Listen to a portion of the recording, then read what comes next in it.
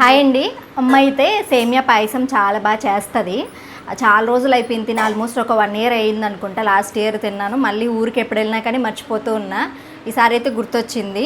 నిన్నటి నుంచి అడుగుతూ ఉన్నా. కాకపోతే ఇంట్లో కొంచెం సామాన్లు అవి లేవన్నమాట. అంటే జీడిపప్పు అలాంటివి ఉంటాయి కదా, అవి లేవు. ఇంకెప్పటికిప్పుడు తెప్పించుకొని చేసుకుంటున్నా. అయితే సగ్గు బియ్యాన్ని ఒక గంట సేపు ఇట్లాగా నానబెట్టుకున్నామంటే చాలా బాగుంటుంది. వాటర్ పోసేసి ఎక్కువగా మనకి పాయసం అనేది ఎక్కువగా లిక్విడ్గా ఉంటే బాగుంటుంది కదా, అందుకని కొంచెం వాటర్ ఎక్కువగా పెట్టేసుకొని బాగా ఉడికించేసుకు. Okay, very good. అయితే ఇంకా సేమియా వేయించేసుకుంటున్నాము. ఒక 5 నిమిషాలు అయితే సగ్గు బియ్యం మంచిగా ఉడికాయి. ఆవు నెయ్యి హెరిటేజ్ అనుకుంటా, బాగుంది.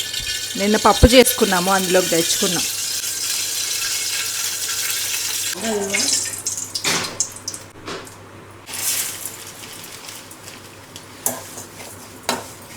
బ్రౌన్ లాగా ఇప్పుడు దాంట్లోకి అయితే షిఫ్ట్ చేసేసుకోవడమే.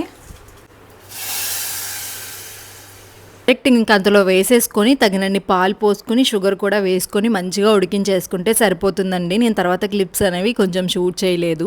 ఇట్లా పల్చిగా ఉంటుంది. సగ్గుబియ్యం యాడ్ చేసాం కాబట్టి చల్లారేలోపు మళ్ళీ కొంచెం గట్టి పడుతుంది కాబట్టి వాటర్ మిల్క్ కొంచెం ఎక్కువ వేసుకోండి.